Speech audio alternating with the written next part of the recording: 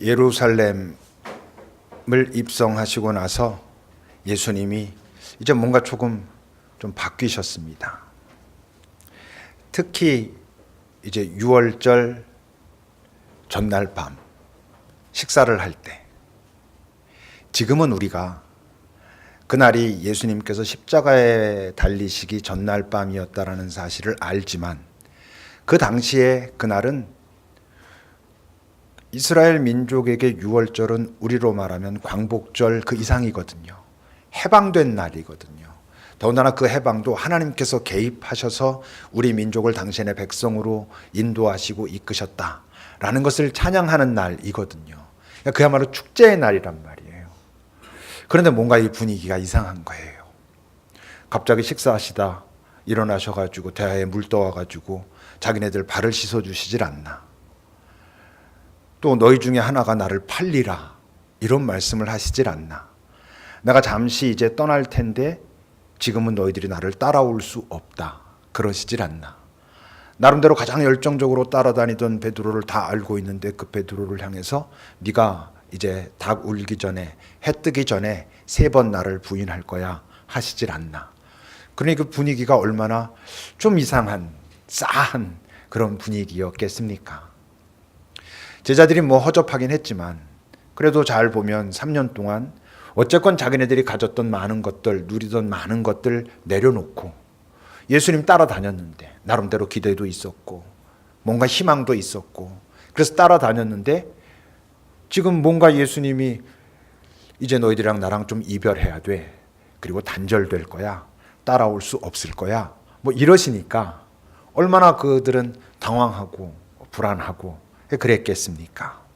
이제 그런 상황 속에서 오늘 예수님이 그렇게 말씀을 시작하십니다. 14장 1절을 보면 너희는 마음에 근심하지 말라라고 말씀하십니다. 물론 지금 근심하지 말라라고 말씀하실 때 이 분위기는 뭐 질책하거나 막 다그치거나 이런 분위기는 아닙니다. 오히려 예수님이 공감하시고 위로하시는, 너희들이 지금 당황하고 불안하겠지만 그렇지만 근심하지 마라 라고 말씀하시는 겁니다. 왜? 지금 말씀하시는 이 근심, 이건 예수님도 경험하셨던 바로 그 근심이었거든요. 그 앞에 12장 27절을 보면 예수님께서 지금 내 마음이 괴로우니 내가 무슨 말을 할 수 있을까? 아버지, 나를 구원하여 주십시오. 이때를 면하게 해 주십시오. 라고 했었던, 당신 스스로도 아버지와의 그 단절이 지금 예상될 때 가졌던 두려움, 불안감, 가졌던 지금 그 본문에 있는 마음이 괴롭다라고 예수님이 말씀하신 그 괴로움과 이 근심이 같은 단어입니다. 그러니까 주님도 그 근심이 있었던 거죠. 그 두려움이 있었던 것이죠. 그러니 이제 그 근심하지 말라라고 하시면서 그 근심을 이길 수 있는 방법을 제안하시는 거예요. 여러분, 우리가 이렇게 살면서 여러 가지 근심이 있죠. 두려움들이 있습니다. 특히 이게 어떻게 될까라고 하는 것에 대한 근심과 두려움이 있는데, 그것이 해결되는 방법은 크게 2가지가 있는 것 같아요. 하나는 가장 명쾌한 방법이죠. 너무나 당연한 방법이고, 해결되면 없어지는 거죠. 아, 이게 별일 아니었구나. 큰일 날 줄 알았는데, 죽을 줄 알았는데, 망할 줄 알았는데, 어휴, 살았다. 괜찮네. 그러면 그 두려움, 근심이 없어집니다. 근데 이제 우리의 문제는 해결되고 난 다음에 없어지는 게 아니고, 해결될 때까지 내가 어떻게 버텨낼 것인가, 어떻게 지켜낼 것인가 하는 게 항상 문제인 거잖아요. 예수님은 그것을 이겨낼 수 있는 방법이 뭐라고 말씀하십니까? 14장 1절 다시 한번 읽어봅시다. 함께 읽겠습니다. 시작.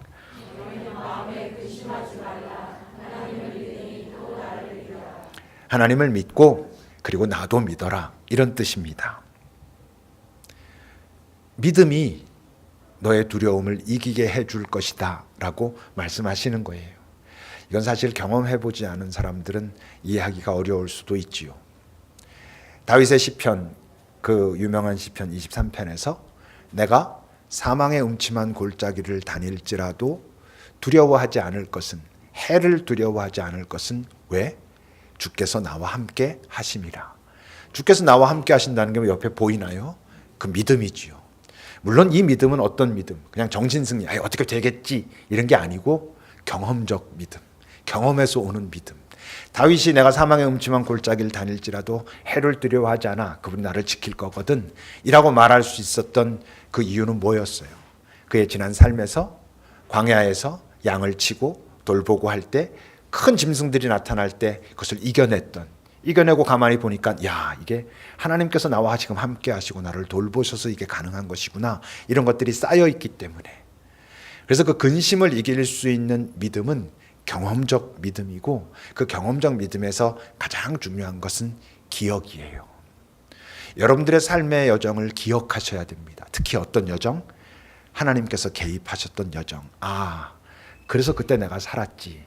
이것들을 내 가슴 속에 잘 정돈해 놓고 있는 사람들이 근심의 상황이 올 때 그 기억을 되살려내고 그 기억에 의해서 잘 정돈되는 믿음으로 이것을 이겨낼 수 있다는 것이죠. 이건 경험적으로 또 알 수 있는 그런 것입니다. 근데 문제는 예수님 오늘 왜 떠나신다라고 그 앞에서 말씀하셔서 제자들을 이렇게 흔드시는 걸까? 2절을 같이 읽어봅시다. 2절입니다. 시작. 내 아버지 집에 거할 곳이 많도다. 그렇지 않으면 너희에게 일렀으리라. 내가 너희를 위하여 거처를 예비하러 가노니. 아버지 집에 너희들이 거할 곳이 참 많이 있는데 지금 내가 너희들이 거할 거처를 예비하러 잠시 떠나야 된다라고 말씀하시는 거예요.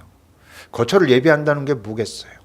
오랫동안 비워뒀기 때문에 인테리어 공사를 다시 해야 된다든지, 물이 새기 때문에 보수 공사를 해야 된다든지, 그런 건 아니겠죠. 아버지 집에는 분명히 거할 곳이 많은데 그 하기 위해서는 우선 내가 뭔가 좀 예비해야 될 게 있어. 해야 될 일이 하나 남아 있어. 그게 뭐겠어요? 십자가. 모든 인간이 타락하고 죄를 짓고 나서 인간에게 다가온 운명, 죽음, 그 사망의 문제를 해결하시기 위한 예수님의 방식이 십자가였고, 그 십자가를 통해서 사망의 권세를 깨뜨리는 게 지금 예수님의 말씀에 의하면 아버지 집에 우리의 거처를 잘 예비하시는 거고, 그러니까 그 십자가는 우리가 같이 갈 수가 없는 거잖아요. 그러니까 홀로 가시는, 지금은 너희들이 나를 따라올 수 없다. 나중에는 가능하겠지만 지금은 나 혼자 해야 될 일이 있어. 십자가 사건. 인간의 운명을 지금 잡고 있는 사망의 문제를 해결하기 위해서 내가 잠시 떠나갔다 와야 된다라고 말씀하시는 거죠. 그러니 3절을 읽어보겠습니다. 시작.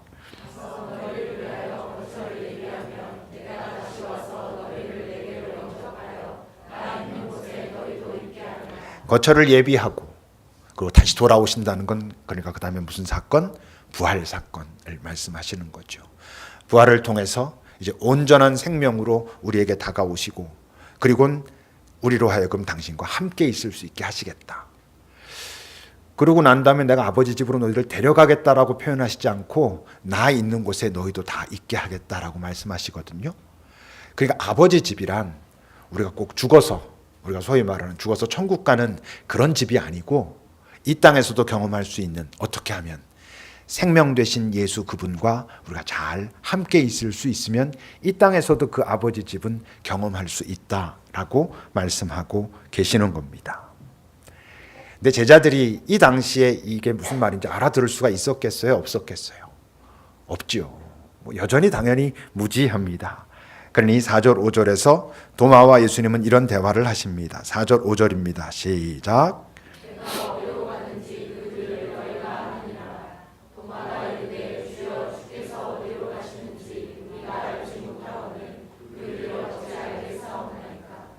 예수님은 참 유머가 있으신 분이에요. 내가 어디로 가는지 그 길 너희가 안다라고 할 때 틀림없이 알아. 모르면 너희들은 나쁜 놈이야. 바보 같은 놈들이야. 이렇게 말씀하시는 건 아니에요. 예수님도 아시죠. 어떻게 알아 지금 이 길이 어딘지. 십자가와 부활을 지금 제자들이 어떻게 알겠어요. 먼저 말씀하시는 거예요. 그래서 예수님은 그런 말씀들을 하시죠. 내가 먼저 너희들에게 이런 말들을 다 하는 건 나중에 너희들이 깨닫고 그 기쁨이 더 커지게 하기 위해서 내가 먼저 너희들에게 이 말을 한다라고 말씀하셔요. 그러니까 여러 그런 기억들을 남겨놓으시는 거예요. 우리 선생님이 그때 그렇게 말씀하신 게 바로 이 얘기였구나. 지금 요한도 이 글을 기록하는 그때쯤 돼서는 이제 완전히 안 거잖아요. 그땐 나도 몰랐지만 우리도 몰랐지만 이제 우리가 십자가와 부활을 경험한 다음에 주님 말씀하신 이 말씀이 그런 얘기였어 라고 하는 거죠. 그러니까 지금 이 말씀을 하시는 이 장면에서 제자들이 무지한 건 문제가 아니라니까요. 우선 지금 요한은 자기 공동체, 거의 이제 100년쯤 지난, 예수가 떠나가시고 한 70년 가까이 지난 그때 너희들은 지금 십자가와 부활을 경험한 자들인데 아직도 그 길을 모른다라고 할 수 있느냐, 아직도 그것을 제대로 누리지 못하고 그 생명의 기쁨이 너희들에게 없다면 그건 안 되지 않느냐라고 도전하는 거고, 당연히 지금 여기 있는 우리들에게 당신들은 십자가를 인정하고 부활을 인정해서 그분이 나의 구원자요, 나의 구주요 라고 하고 지금 예배하고 있는 자들 아니요, 그분의 십자가와 부활 사건을 감사하여 예배한다고 하면서 길이 무엇인지 모른다면, 생명을 누리고 있지 못하다면 그건 이상한 것 아니요 라고 우리에게 도전하는 거지요. 이제 그들을 향해서, 도마와 제자들을 향해서 예수님께서 그 유명한 말씀을 하십니다. 6절입니다. 같이 읽어보겠습니다. 시작. 6절 시작.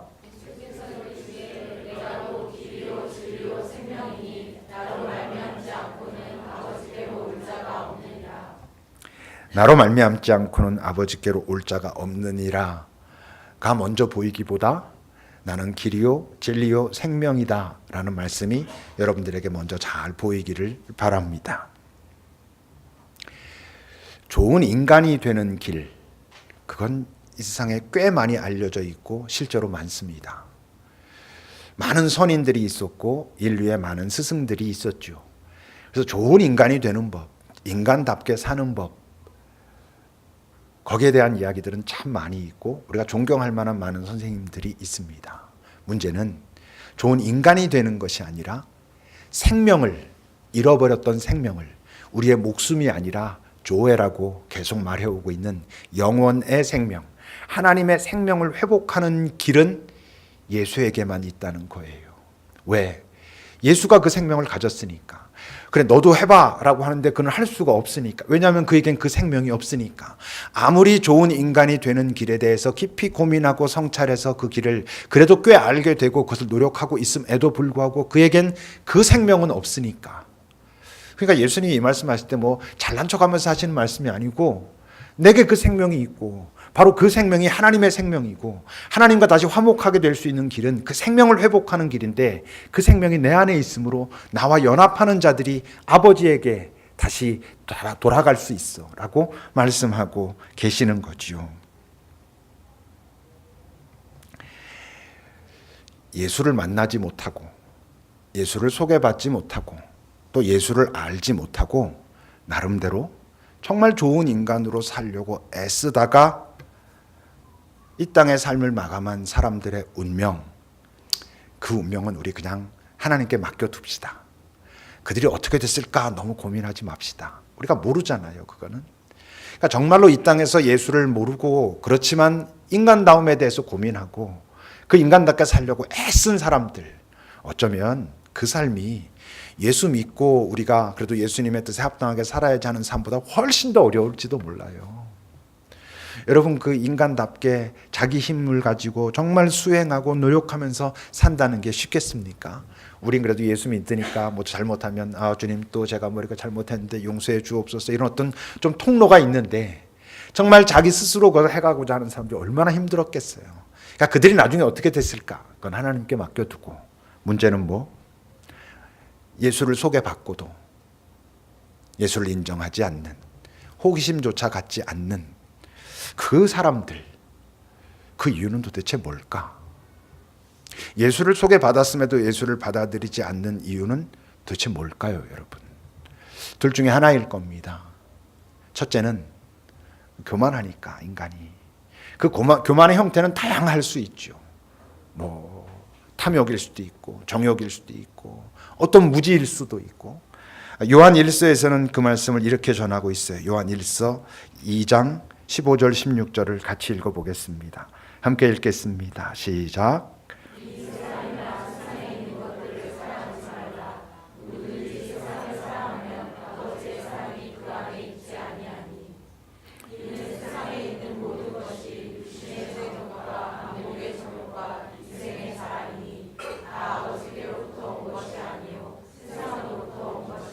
육신의 정욕, 안목의 정욕, 이생의 자랑, 이게 이제 자기 욕심, 자기 자신에게 집중돼 있는 것이죠. 또 다른 말로 하면 이 세상이 전부인 것처럼 사는 거예요.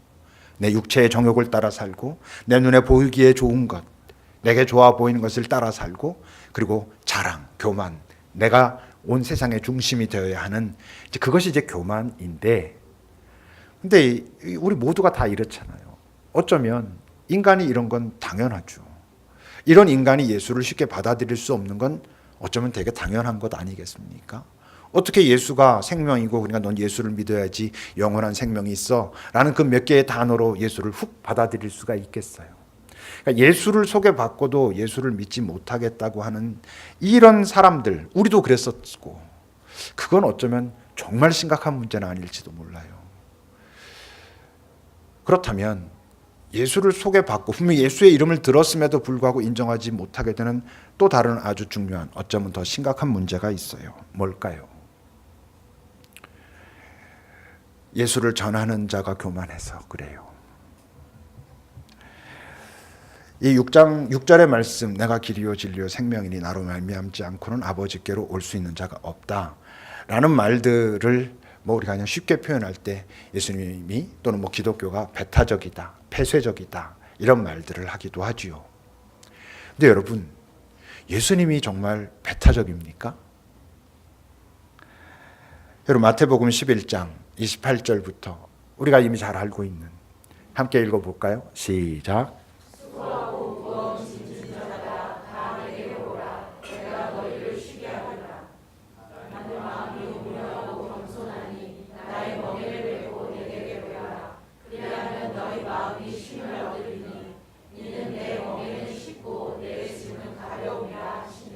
수고하고 무거운 짐진 자들아 다 내게로 오라. 이 땅에 수고하고 무거운 짐 안 진 자들이 어디 있어요? 그걸 자기가 인정하느냐 안 인정하느냐의 문제일 뿐이지. 근데 모두 다 내게로 오라고. 그러면 그 짐을 너랑 나랑 같이 잘 나누어 보고 어떻게 해야 하는 것이 좋은지 그걸 같이 지고 가자고. 그러면 네가 꽤 가볍게 살아갈 수 있을 거야 라고 하시는 그분이 배타적이고 폐쇄적인가요? 요한계시록 3장 20절입니다. 같이 읽어보겠습니다. 시작.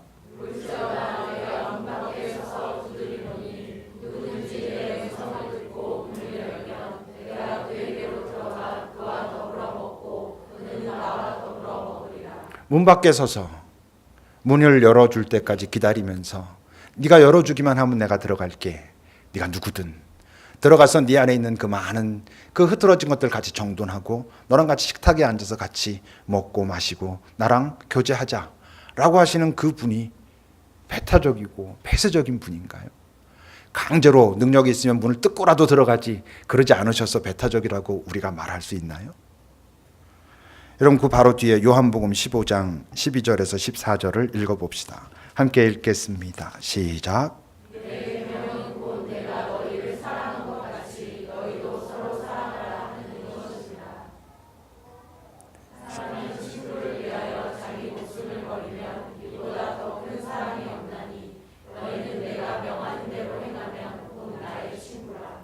내가 너를 사랑한 것 같이. 그분이 어떻게 사랑하셨는데 그 사랑을 위해서 자기의 목숨을 버리셨고, 그리고 사람들에게 어떻게 섬기며 살아가라 하셨냐면 주와 선생이 된 그분이 직접 무릎을 꿇고 사람들의 발을 씻어주는 비유를 보이시면서 이렇게 사람들을 사랑하고 섬기고 너희들이 낮아져야 돼 라고 하시면서 그 말씀을 하신 분이 직접 실제로 자기의 목숨을 버리셨고, 자기의 친구라고 하고 또는 제자라고 하는 자들에게 너희들도 가서 이렇게 깊은 낮음으로 그리고 너희들의 목숨까지 내어놓으면서 사람들을 섬겨줘야 돼.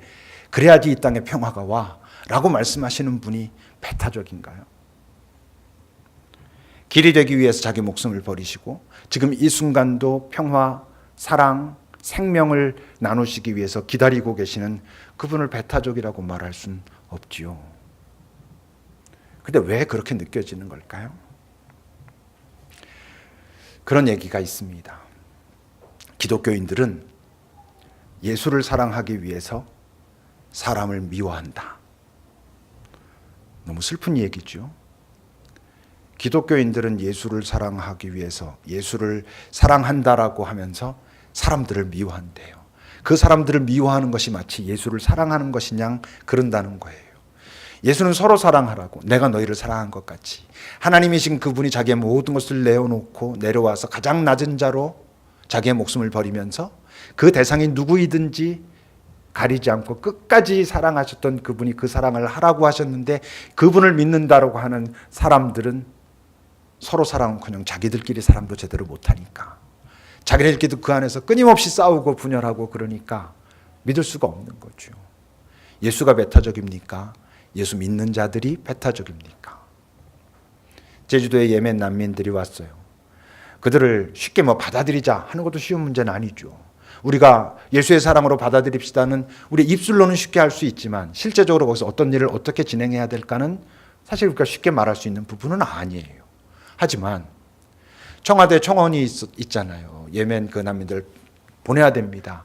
그 청원하고 있는 사람들이 대부분이 기독교인들이라는 거예요. 왜? 이슬람이 여기 한국에 들어오면 한국이 위험해진다는 거예요. 그들은 원치도 않는데 이슬람 나라에는 생명을 걸고 가서 복음을 전하겠다고 가가지고 어쩌고 저쩌고 하는 사람들이, 그들은 가만히 있는데 절에는 가가지고 불상에 목은 자르고 뭐 하면서 그러는 사람들이, 이제 그들이 자기네들 살려달라고, 정말 그 중에서 약한 자들이 와가지고 살려달라고 하는 사람들은 빨리 내보내야 된다고 그래.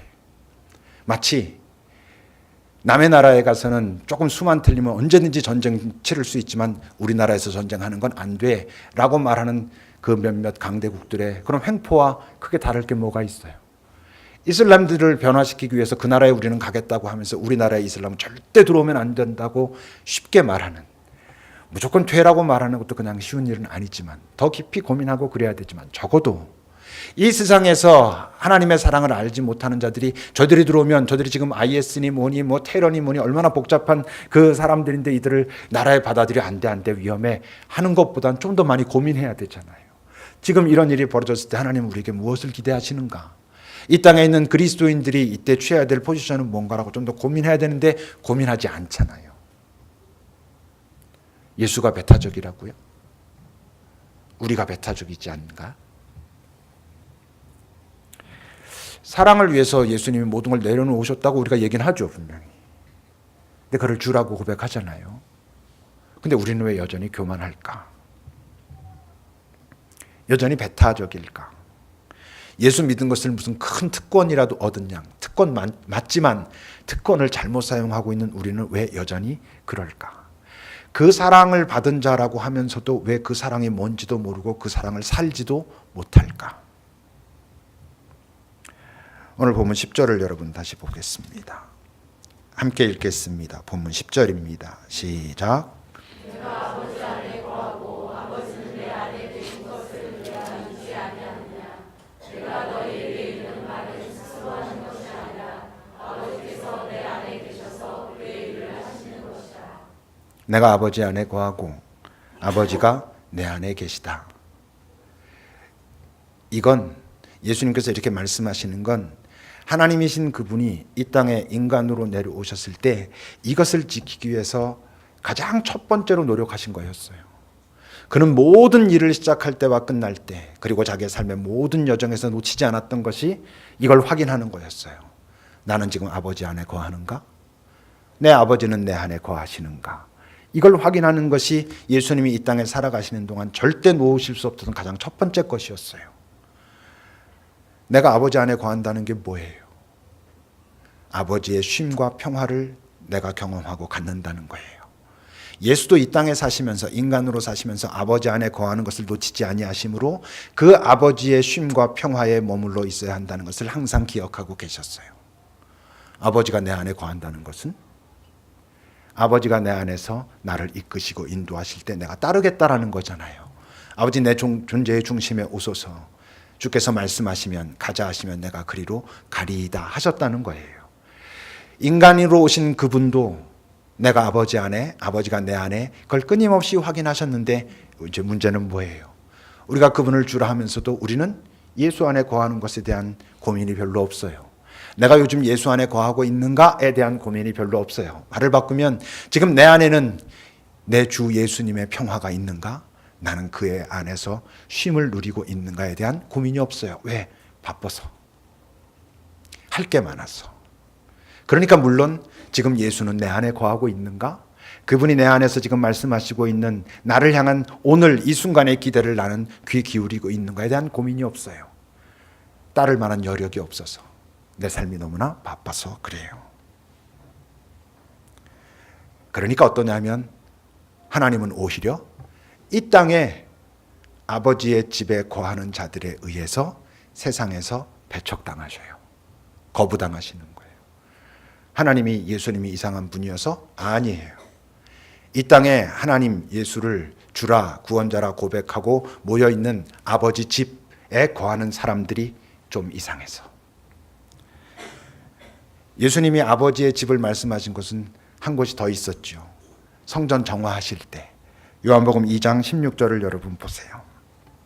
같이 읽어봅시다. 요한복음 2장 16절 시작.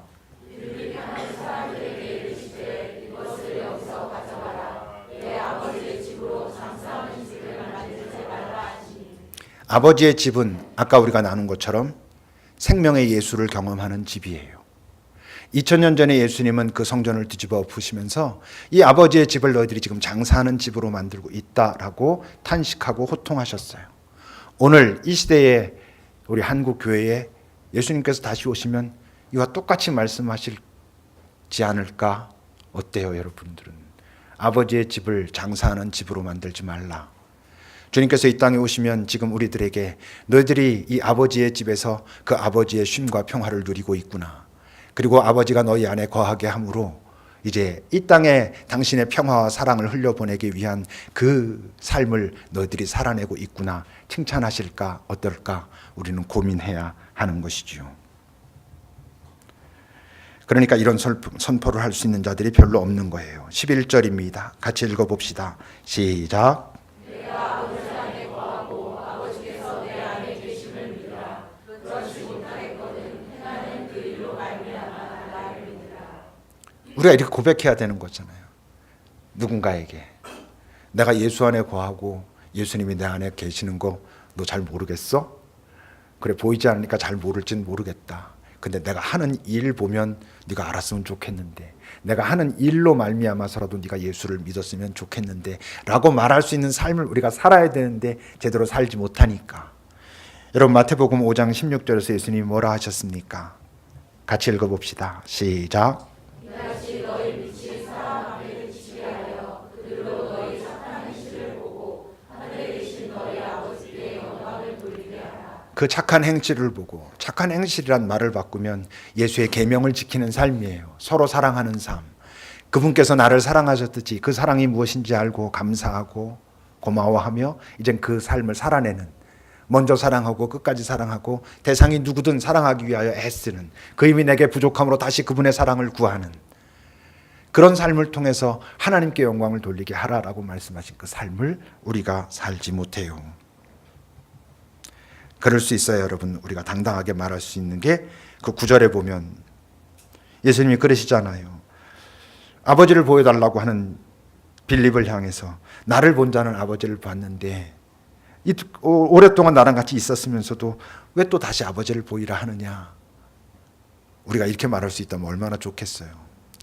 예수 보이지 않아도 이 사람은 나 보면 예수가 어떤 분인지 모르겠어? 이게 겸손하게 그러나 당당하게 진짜로 진심으로. 그 작은 예수로 살라는 게 그거잖아요. 작은 예수로 산다는 게 나를 보니까 누군가 나에게 내 널 보니까 네가 믿는 예수가 어떤 분인지 알겠다 해야 된다는 거죠. 불가능해 보이죠. 근데 예수님은 가능하다 그러셨어요. 그 14장 20절 21절 읽어봅시다. 함께 읽겠습니다. 시작.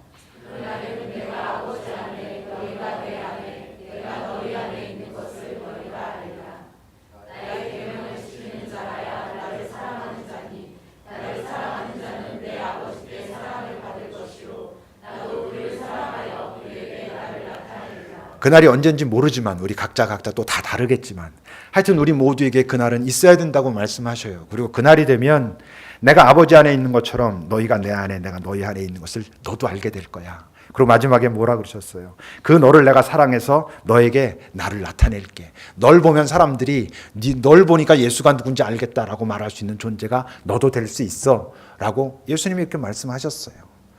쉽진 않겠지만 되려고 우린 또 시작해야죠. 어떻게? 다시 예수 앞에 서야죠. 그의 쉼, 그의 평화가 무엇인지, 그가 이 땅에서 하나님이신 그분이 인간이 되어 온전한 인간으로 사시면서도 끊임없이 내 안에는 지금 아버지의 평화와 쉼이 있는가를 확인하셨던 그게 뭐였는지, 끊임없이 아버지를 내 안에 모시고 아버지가 지금 내게 기대하시는 것이 무엇인지를 확인했던 그의 삶이 무엇인지 우리가 따라가야죠. 그 쉼과 평화를 누리고 결단하고, 그리고 또 실패하고, 실패한 것을 정직하게 인정하고 통곡하고, 베드로가 그랬듯이 통곡했는데도 못 변한 나를 보면서 또 답답해하고, 그렇기 때문에 포기하는 게 아니라 다시 또 예수 앞에 서고, 또 결단하고, 또 실패하고, 그냥 끝없이 반복하는 것 같지만 사실은 점점 나선형처럼 어느 날 아, 내가 온전하진 않아도 전과는 조금 달라졌구나. 내가 예수랑 똑같진 않아도 내게 예수의 향기가 조금은 나기 시작하는구나. 나도 알고 내 옆에 있는 사람도 알고. 그렇게 되면 어떻게 되게요? 우리가 길이 되죠. 단 the way는 아니라 a way가 되죠.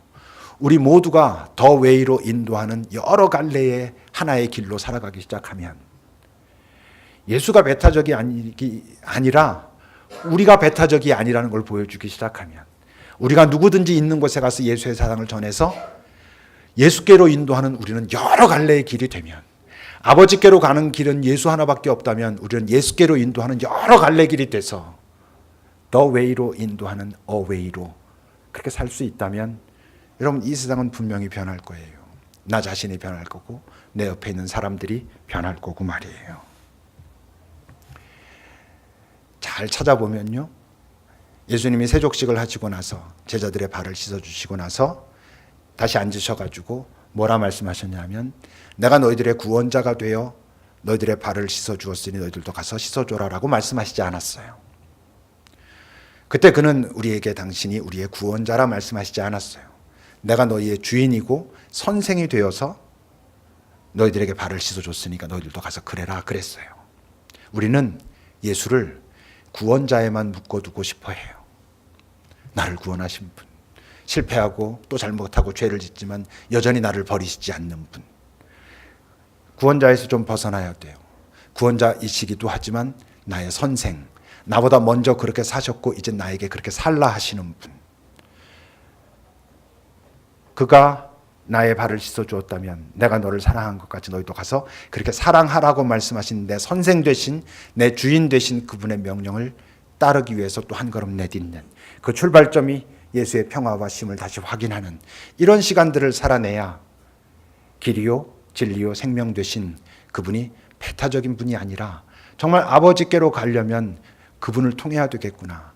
그분을 만난 자들의 삶이 이렇게 되는 걸 보면 그들의 사랑이 이 땅에서 결코 찾아볼 수 없는 이런 사랑으로 퍼져가는 걸 보면 그분께로 가는 게 맞겠구나 하지 않겠습니까? 기도합시다.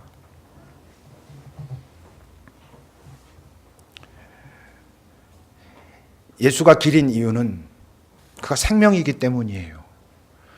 그는 길이 아니라고 말하실 수가 없어요. 나 외에 또 다른 길이 있다라고 말씀하실 수도 없어요. 다른 곳엔 그 생명이 없기 때문이에요. 근데 그 예수님의 말씀이 이 세상에서 배척받는 이유는 그분 때문이 아니에요. 그분을 믿는다고 하는 우리들 때문인 거예요. 그렇다면 고민해야 돼요. 내가 믿는 예수는 그 예수인가? 다른 예수인가? 내가 전하고 있는 예수는 바로 그 예수인가? 그 예수를 전하려면 그분의 방식대로 전해야 돼요. 기도해 봅시다.